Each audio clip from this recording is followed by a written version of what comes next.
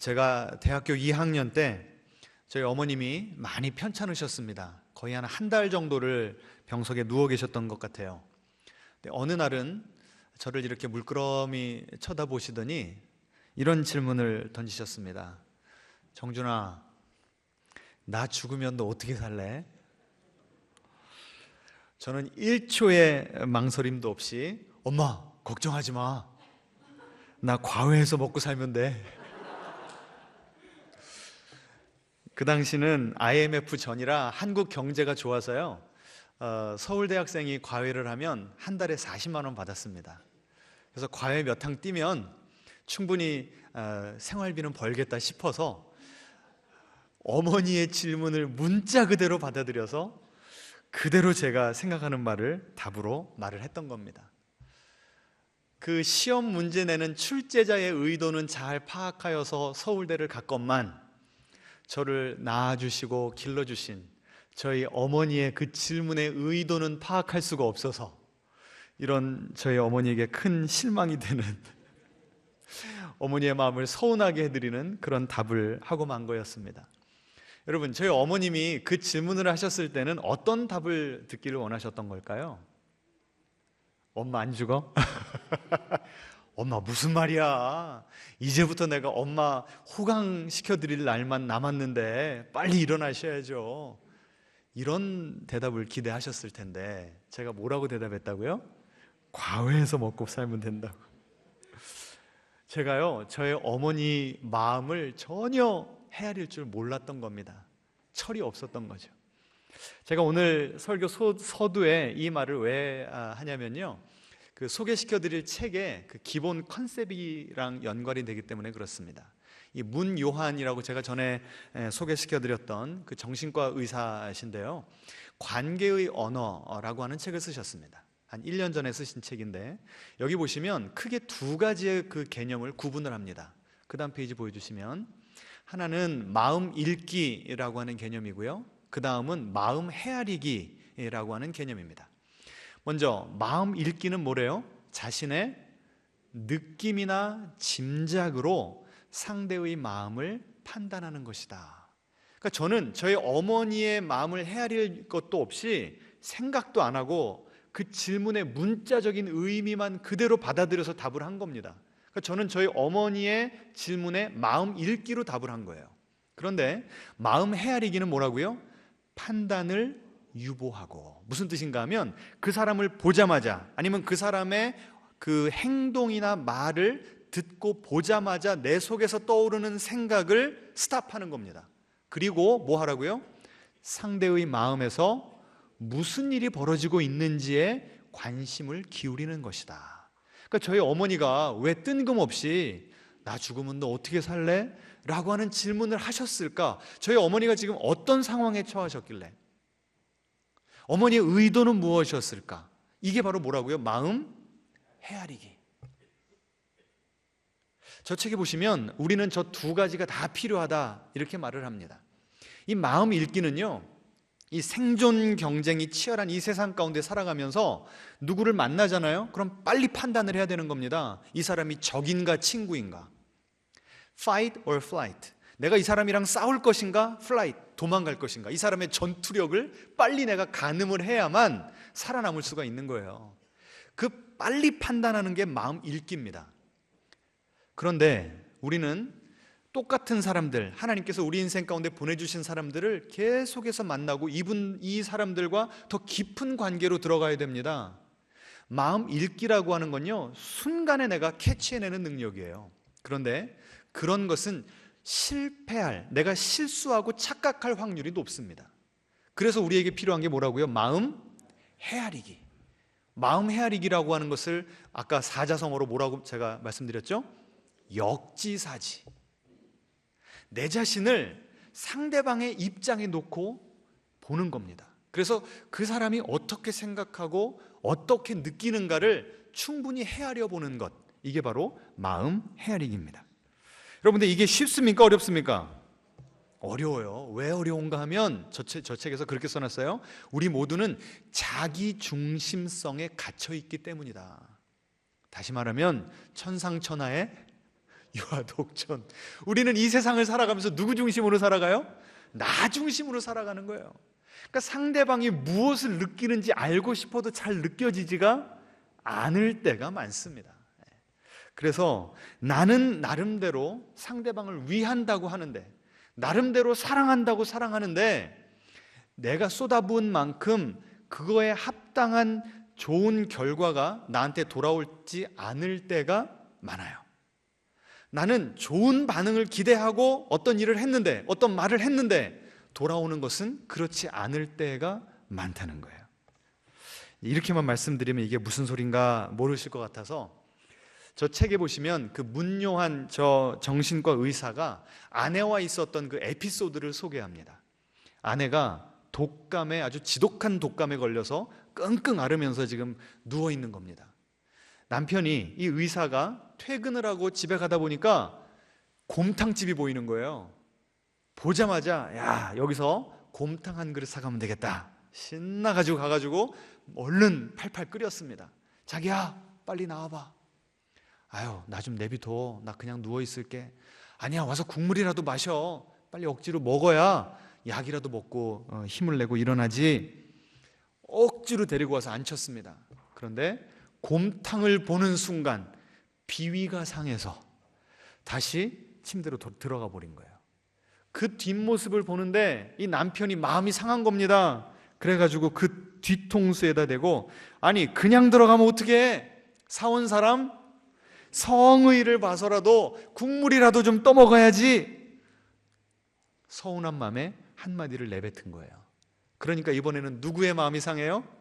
아내의 마음이 상한 겁니다. 그래서 아내가 이렇게 말했대요. 아니 왜 아픈 사람을 힘들게 해? 이 말을 들으니까 의사인 이 문요한 선생님이 아내가 그렇게 야속해 보이더랍니다. 어찌 이렇게 남편의 아내를 사랑하는 마음을 몰라줄까? 그러면서 차라리 아무것도 안 사왔으면 이런 일도 없었을 텐데 라고 하면서 후회를 했다는 거예요. 여러분, 지금 이 사건을 잘 보세요.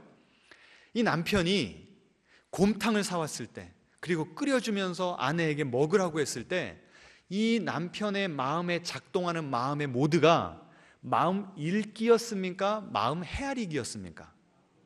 마음 읽기죠. 왜 마음 읽기예요? 곰탕을 보자마자 저걸 먹으면 힘이 날 거다 라고 하는 건 누구 생각이에요? 누구 바람이에요? 지금 이 남편은 내가 좋아하면 아내도 좋아할 거라고 가정을 하고 들어가는 겁니다. 이게 잘못됐다는 거죠. 그래서 지금 이분은 마음 읽기를 했는데 원래 했어야 되는 건 뭐예요? 마음 헤아리기. 오히려 연애 시절에는 내가 상대방을 모르기 때문에 겸손한 자세로 물어봤다는 거예요. 자기 뭐 좋아해? 그런데 결혼을 하고 나니까 어때요? 나는 세월이 흐를수록, 결혼 연차가 커질수록 나는 상대방을 더 잘 안다고 생각한다는 거예요. 그런데 심리학자들이 신혼부부들 모아놓고 3년 된 부부들 모아놓고 5년 된 부부들을 모아놓고 테스트를 했답니다. 상대를 얼마나 잘하는가. 어떤 그룹이 가장 높은 점수를 받았을까요? 우리 상식으로는 몇 년 차? 5년 차. 그런데 몇 년 차가 가장 높았는 줄 아세요? 신혼부부. 이거 참 상식을 깨뜨리는 얘기 아닙니까? 그러니까 왜 우리가 마음 헤아리기가 필요한지 아시겠죠? 여러분, 이렇게 마음 읽기로 접근하다가 갈등을 일으키거나 서로 마음의 상처를 주고받은 적 있으세요? 없으세요? 있죠. 오늘 성경 본문은 그 유명한 황금률입니다. 황금률이 뭐예요? 내가 대접받고자 하는 대로 다른 사람에게 대접을 하라. 그런데 여러분, 이 본문을 잘 묵상해 보세요. 자칫 잘못하면 오해, 그릇되게 해석할 그런 가능성이 있습니다. 무슨 소린가 하면, 내가 이 자기 중심성에 갇히잖아요. 그러면 내가 대접받고 싶은 대로 다른 사람을 대접하래요. 그럼 무슨 생각이 들어요? 내가 이렇게 대접받고 싶어 하는 그 방식을 내 아내도 내 자식도 그것을 원할 것이다라고 우리가 그 전제를 갖고 들어갈 수가 있다는 거예요. 그러면 상대방이 정말 그렇게 사랑받는다고 느끼게 될까요? 아니면 오해를 할 때가 있을까요? 예? 오해할 수가 있다는 거죠. 제가요, 신혼 때 아내와 여러 번 싸웠는데 언제 싸웠는가 보니까 아내가 아플 때요. 아플 때 상대방이 나에게 대해주기를 원하는 방식이 아내와 제가 너무나 달랐던 거예요. 저는 저희 아버지 밑에서 컸잖아요. 저희 아버지는 가족이 아프면요 너무 속이 상하세요. 그래서 그 속상함을 어떻게 표현을 하시는가? 화를 내세요. 그 심리가 이해가 되십니까? 네. 그래갖고 저도 은연중에 아버지 아들이잖아요. 아내가 아프니까, 그것도 신혼 초에 얼마나 제가 사랑하는 여인이 아프니까 속이 상합니까? 막 아내에게 화를 낸 거예요. 그러니까 아내가, 아니 왜 내가 아픈데 자기가 화를 내? 그리고 저는요, 제가 아프잖아요. 아무도 저를 좀 안 건드렸으면 좋겠어요. 그냥 내비뒀으면 좋겠어요. 근데 제 아내는요, 계속해서 옆에 붙어가지고 말 시켜주고 괜찮냐고 물어봐주고 보살펴줬으면 좋겠대요. 그러니 서로가 잘 몰랐을 때 신혼 초에 제가 아내 아프니까 처음에 뭐 했어요? 화를 내고 그 다음에는 내비둔 거예요. 그러니까 아내가 그냥 화가 날 때까지 난 거죠. 이걸 몇 번을 겪다 보니까, 지금 와서 보니까요, 제가 아내를 대하던 방식이 뭐예요? 마음 읽기예요? 마음 헤아리기예요? 마음 읽기였던 거예요.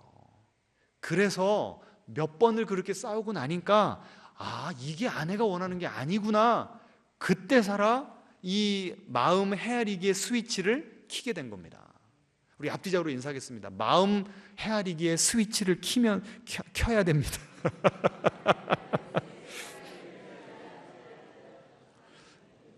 자, 그래서요, 보세요. 내가 대접받기를 원하는 방식으로 다른 사람에게 대접하라. 이것은 마치 내가 아플 때는 나는 아무도 안 건드렸으면 좋겠어. 그래서 나도 내 와이프를 내비둘 거야. 이렇게 적용하라는 말이 아니라는 거예요. 그러니까 황금률은 구체적인 내가 상대방을 어떻게 대하는가, 나는 어떻게 대접받기를 원하는가라고 하는 스페시픽한 이 구체적인 행동을 이야기하는 것이 아니고 뭐 하라는 거예요? 상대방의 마음을 헤아리라는 거예요. 나도 상대방이 내 마음을 좀 알아줬으면 좋겠죠. 그래요, 안 그래요? 아주 고개를 끄덕여 보시라니까. 그것과 마찬가지로 상대방도 내가 상대방의 마음을 헤아려 주기를 원한다. 이게 그 포인트더라고요. 자, 그래서요, 지금부터 저는 이 상대방의 마음을 헤아리는다는 것이 구체적으로 무엇일까 세 가지로 좀 정리를 해봤습니다. 기억을 해보시기 바랍니다. 자, 첫 번째는요, 따라해 보세요. 속단하지 말아야 됩니다. 우리는 자꾸 일부러 의식적으로 노력하고 연습하지 않으면 마음 헤아리기 모드가 아니라 어떤 쪽으로 가버려요? 마음 읽기 쪽으로 가버려요. 마음 읽기라고 하는 것은 보자마자 내 느낌대로, 내 생각대로 판단해버리는, 속단하는 것을 뜻합니다. 여러분, 여러분의 가족들이나 여러분을 지켜보고 있는 분들이 여러분의 그 한 모습만 보고 속단하면 기분이 어떠시겠어요? 안 좋죠. 그렇게 대접받기 원하지 않으시죠? 그럼 우리도 그들을 어떻게 대접해야 된다고요? 속단하지 말아야 된다는 거예요. 이 책에 보시면 이런 내용이 나옵니다. 어떤 두 친한 친구가 오래간만에 만났습니다. 그런데 나는 지금 너무나 반가워가지고 서로 살아가는 이야기를 막 지금 캐치업, 지금까지 살아간 이야기를 하고 있는데 상대방이 갑자기 시계를 보는 거예요. 그리고 또 대화를 하는데 조금 있다가 또 시계를 봐요. 자, 여러분 이때 무슨 생각이 드시겠습니까? 무슨 생각이 들어요? 아니, 지금 나 만나고 싶지 않다는 거, 나랑 같이 있기 싫다는 거 지금 티내는 거야, 뭐야? 갑자기 기분이 상하죠. 이거는 지금 마음 읽기입니까? 마음 헤아리기입니까? 마음 읽기예요. 아까 일부 예배 때 이 설교를 하니까요, 어떤 그 권사님이 뒤에 앉아 계시다가 아니 갑자기 그 해야 될 일이 생각나서 그런 거 아니에요? 이렇게 물어보시더라고요. 그러니까 그분은 무슨 스위치가 켜진 거예요 지금? 마음 헤아리기 스위치가 켜지신 분이에요. 아주 훌륭하신 분입니다. 근데 우리 대부분은 그쪽으로 생각이 안 들어요. 무슨 생각이 든다고요? 아니, 만나기 싫으려면 뭐 한다고 나왔어? 확 내 마음이 상하는 거죠. 벌써 그 사람의 의도에 대해서 내가 안다고 확신을 하고 결론을 내려버린 거예요. 아니, 저 친구가 나랑 관계가 좋은데 나를 분명히 만나고 싶어서 여기 온 건데 왜 시계를 보지? 라고 질문을 던지면 뭐예요? 상대방의 마음이 어떨까를 내가 궁금해하기 시작하는 거죠. 이해가 되십니까? 그 말은 뭐예요? 나는 상대방의 마음을 잘 알 수 없다라고 하는 그 건강한 전제를 깔고 들어가는 거예요. 우리 앞뒤자로 인사하겠습니다. 나는 당신의 마음을 잘 모릅니다. 다시 한번 인사하세요. 이제부터 알아가겠습니다. 그러니까 속단하지 말라고요. 속단하지 마. 여러 가지 가능성이 있는데 갑자기 중요한 일인데 잊어버리고 약속을 잡아서 이제 생각이 났을 수도 있고, 또 이야기를 하다 보니까 아이가 아픈 이야기를 한 거예요. 그래서 아픈 아이한테 지금 빨리 가봐야 되나? 뭐 문자가 왔나? 여러 가지 가능성이 있는데 내가 느끼는 것만을 사실이라고 딱 붙잡아 버리면 상대방과 확인도 안 해보고 나 혼자 오해하고 나 혼자 상처받는 거예요. 여러분, 이런 적 있으세요? 없으세요? 있죠. 정말 내가 저 사람의 생각이 궁금해요. 그럼 뭐 하면 됩니까? 물어보면 되죠. 근데 우리는 물어보지도 않고 나 혼자 소가리를 한다니까요. 그럼 우리 이렇게 살지 맙시다. 아니, 너무나 상식적인 이야기예요. 근데 우리가 이 상식적인 이야기를 제대로 못 지키면서 살아요. 그렇죠? 네. 제가요, 대학생 때 운전면허 실기 시험을 앞두고 학원에 등록을 했습니다. 그리고 첫날 다녀와가지고 부모님한테 저 좀 알아달라고, 나 목이 좀 뻐근하다고, 오늘 운전을 처음 배우고 와가지고. 그랬더니 저희 아버지가, 야, 그 면허 시험이 언젠데 그래? 그래갖고 제가 이틀 뒤요. 학원을 처음 끊었는데 시험이 언제였다고요? 이틀 뒤. 제가 무슨 스케줄이 막 많아가지고 미루다가 어떻게 그렇게 된 겁니다. 그랬더니 저희 아버지가요, 갑자기 화가 확 나신 거예요. 그래가지고요, 그때는 그런 표현도 없었어요. 등짝 스매싱, 빡 때리시는 거예요, 저를. 그리고 씩씩대서 그냥 나가버리셨어요. 제가 얼마나 당황했는 줄 아십니까? 저 모범생이라고 써있지 않아요? 저 어렸을 때 별로 이렇게 혼나본 적이 없어요. 근데 대학생이 돼가지고 아버지한테 한 대를 맞으니까 기분 정말 마음이 무겁더라고요. 아버지가 이해가 안 돼. 근데 한참 있다가요, 저희 어머니를 통해서 아버지가 말씀해 주신 거예요. 직접 오시지도 않았고. 저희 아버지가 미군 부대에 계실 때 운전 가르쳐 준다고 누가 다짜고짜 그냥 운전대 앉으라고 해서 운전대를 잡으셨다가 엑셀이랑 브레이크를 헷갈리셨는지 하여튼 잘못 오작동 하셔가지고 누구를 칠 뻔했다는 거예요. 큰 사고가 날 뻔했다는 거예요.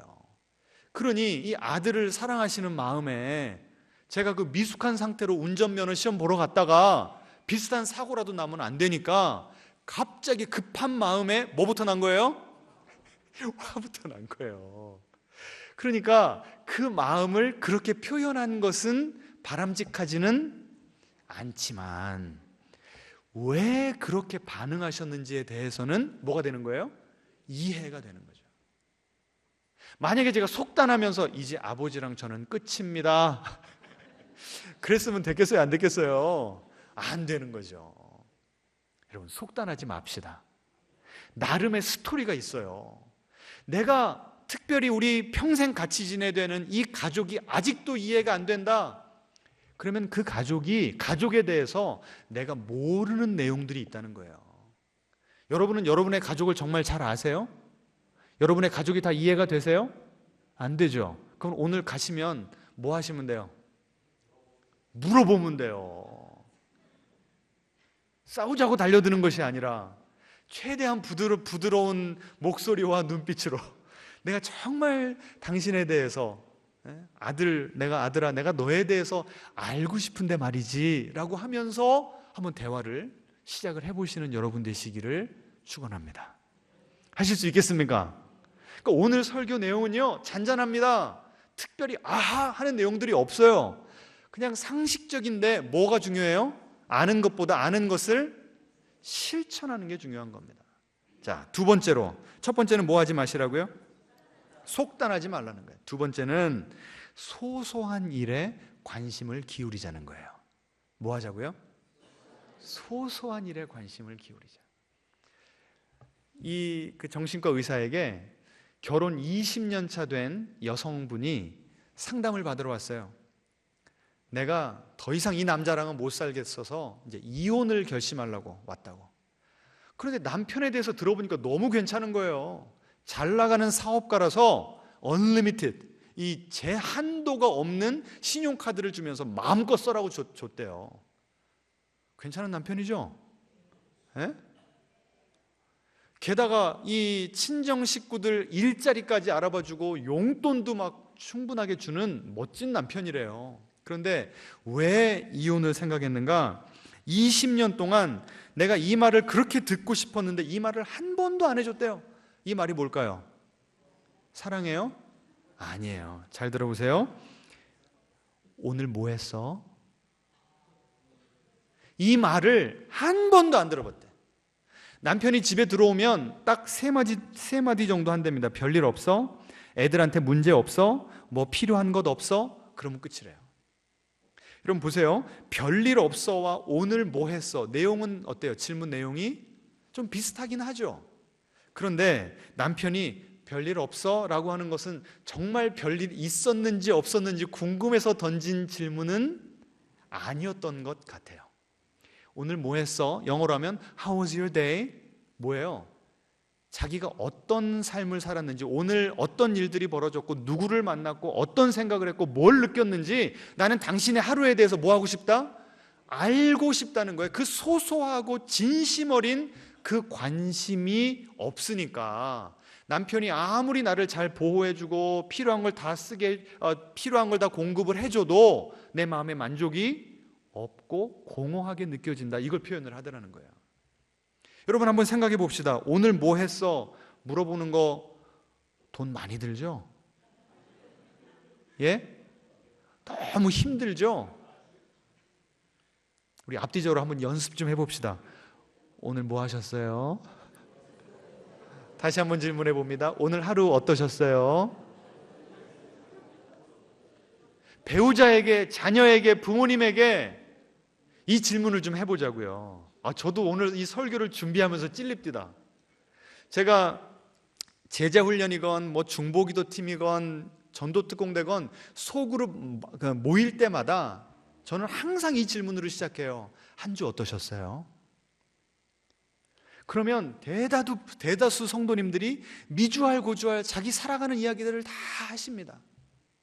여러분 1년 만에 만난 친구는 할 말이 별로 없어요. 그런데 매주 만나는 친구들은 할 말이 더 많아요. 여러분 이 교회에서 소그룹 잠깐 사이드로 빠지면 꼭 소그룹을 하셔야 되는 게, 아니 이렇게 자주 꾸준하게 만나는 모임이 있습니까?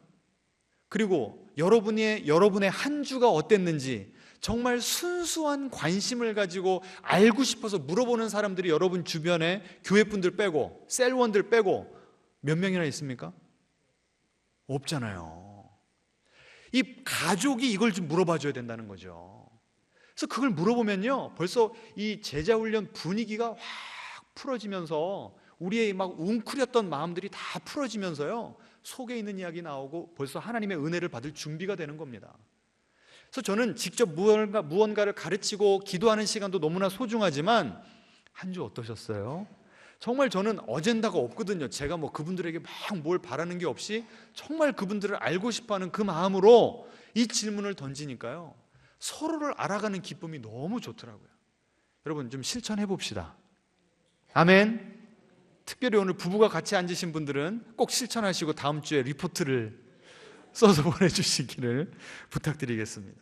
오늘요 집에 한번 가셔서 사람마다 다를 수 있거든요. 한번 서로에게 물어보세요. 자기야, 아들아, 내가 일상 가운데 뭘 좀 해줬으면 좋겠어? 아니면 자기가 볼 때 이것 좀 안 해줬으면 좋겠는 게 뭐야? 나한테 좀 얘기해봐. 나 그거 안 할게. 그럼 이 정도 물어보실 수 있겠죠? 하실 수 있겠죠? 돈 안 듭니다. 우리가요, 처음에 연애하고 사랑할 때는, 결혼할 때는, 신혼 초에는 사랑의 온도가 몇 도예요? 몇 도예요? 99도, 100도예요. 절절 끓어요. 그런데 세월이 갈수록 점점점 온도가 떨어져요. 미지근하기만 해도 다행이게요. 그런데 어떻게 해야 이 사랑의 온도를 다시 올릴 수 있을까요? 이벤트요? 명품 사주는 거요? 아닙니다. 일상에서 소소한 일에 뭐 해주는 것? 관심을 가져주는 것. 이것이 쌓이고 쌓이면서 점점 온도가 올라가게 될 줄 믿으시기 바랍니다. 여러분, 이 목사 말이 맞는지 틀리는지 어떻게 하면 알아요? 해보면 알죠. 앞뒤자로 인사하겠습니다. 한번 해봅시다. 자, 마지막으로요, 세 번째. 자, 첫 번째는 뭐라고요? 속단하지 말고, 두 번째는요, 소소한 일에 관심을 가져주고, 세 번째는 배려해야 됩니다. 뭐 하라고요? 배려요. 벌써 이 말만 해도 어떤 분들은 목사님, 왜 나만 배려하라고 그래? 이런 분들 계세요, 안 계세요? 나는 이미 충분하게 배려를 하고 있다고요 하시는 분들 계실 거예요. 그런데 한번 인용문 좀 보여주시겠습니까? 기가 막힌 내용이 나옵니다. 같이 읽어보죠. 많은 사람이 배려를 자기 스스로 판단한대요. 내가 너를 위해 배려했으니 너는 나에게 배려받은 거야. 만약 상대가 그렇게 느끼지 않는다면 상대방의 잘못이거나 아니면 상대방이 무례한 게 된다. 착각하지 말자. 뭘 착각하지 말래요?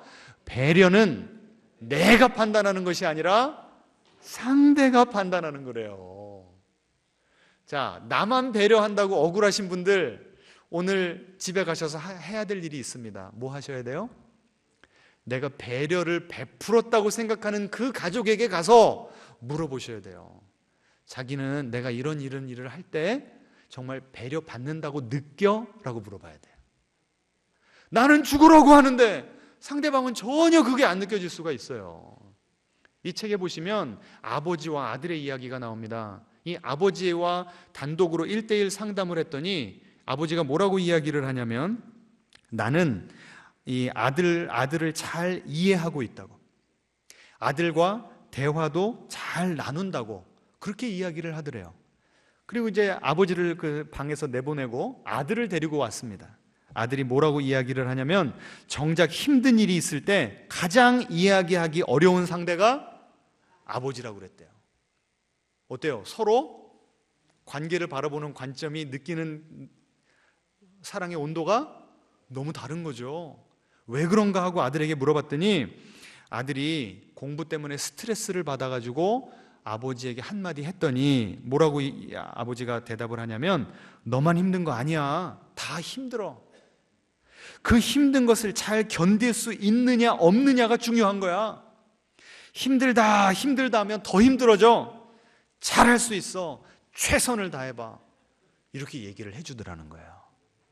여러분, 이 아버지는 마음 읽기를 실천한 거예요? 마음 헤아리기를 실천한 거예요? 마음 읽기죠. 누구 하고 싶은 말만. 아들의 마음은 전혀 파악하거나 배려할 여지가 없었던 거예요. 그런 개념 자체가, 그런 쪽으로는 눈이 열려 있지 않았던 것입니다. 그래서 이분이 상담을 한참 받은 다음에 이렇게 깨달았대요. 야, 나는 내 아들의 마음을 한 번도 헤아려 준 적이 없구나. 여러분, 우리가 이것 좀 깨달아야 될 줄로 압니다.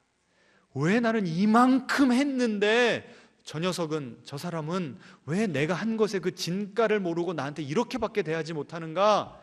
기분 상해하기 이전에 나는 상대방의 언어로, 상대방이 이해할 수 있는 방식으로, 상대방이 느끼는 방식으로, 상대방이 원하는 방식으로 정말 사랑하고 배려하고 관심을 가져주었는지 우리가 한번 돌아봐야 될 줄로 압니다. 자, 마지막으로 배려를 위해서 우리가 스스로에게 던져야 될 질문들입니다. 한번 그 사진을 찍든지 하셔가지고 일주일 동안 여러분의 가족과 대화를 하든지 여러분의 마음이 가족 때문에 힘들어질 때마다 이걸 한번 좀 점검을 해봅시다. 자, 첫 번째, 상대방은, 내 가족은 왜 저런 생각을 하고 왜 저런 행동과 말을 할까? 여러분, 한 번이라도 우리가 이거 헤아려 본 적 있습니까? 철저하게 우리는 누구 중심으로 살았어요? 나 중심으로 살았죠. 왜 저 사람은 나를 이렇게 힘들게 하나? 그 관점으로만 봤었는데 이제는 뭐 하라고요? 역지사지. 역지사지 하려면 어떤 질문을 던지라고요? 왜 저 사람은 저렇게 할까? 원망이 아니라 알고 싶어서, 궁금해서, 내 마음과 저 사람의 마음은 다르다, 나는 상대방의 마음을 모른다, 이렇게 깔고 들어가자는 거예요. 그래서 상대방이 무슨 말을 했을 때, 예를 들면 저희 어머니가 야, 나 죽으면 너 어떻게 살래? 라고 했을 때 저희 어머니가 진짜 하고 싶었던 말은 뭐예요? 그거를 헤아려 보라는 거죠. 아시겠죠? 상대방이 나에게 정말 바라는 것이 무엇일까? 이 커뮤니케이션 방식에 따라서요, 어떤 분들은 직설적입니다. 그래서 무슨 말인지 확 알아들어요. 근데 어떤 분들은 특별히 이제 충청도 화법이라고 그러나요? 빙빙 돌려가지고 말하니까 도대체 무슨 말인지를 몰라. 이중 언어. 어머니 올해 저 집에 내려갈까요? 아유, 바쁜데 뭘 내려오냐? 이거는 내려오란 소리예요, 오지 말란 소리예요? 빨리 오란 소리입니다. 그러니까 이런 것들을 다 파악을 해야 돼요. 정말 상대방이 원하는 것이 무엇일까? 그리고 내가 이 말을 하면 상대방이 어떻게 받아들일까? 이것도 생각하시고 말을 해야 돼요. 다 이거 누구 위한 거야? 너를 위한 거야 라고 해주는 말이 그 사람에게 득이 되는 것이 아니라 독이 될 때가 많다는 거죠.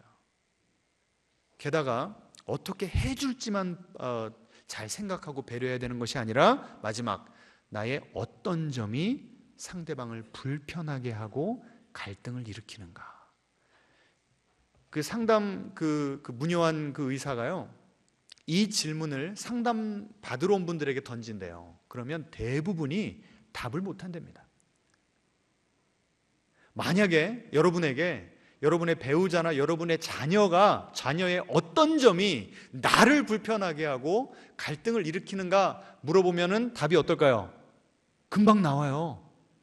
근데 나의 어떤 점이 내 가족들을 힘들게 하는가라고 하는 질문을 던지면 대답을 못 한대요. 왜 그럴까요? 왜 그럴까요? 자기 객관화, 내가 내 자신을 바라보는 이 메타 인지가 잘 안 돼서 그렇다는 거예요. 용기 있으신 분들은 오늘 가족들에게 한번 물어보시는데 마음의 각오를 하고 그리고 제발 부드럽게 얘기해줘, 미리 좀 밑밥을 깔고 물어보시기를 바랍니다. 아멘.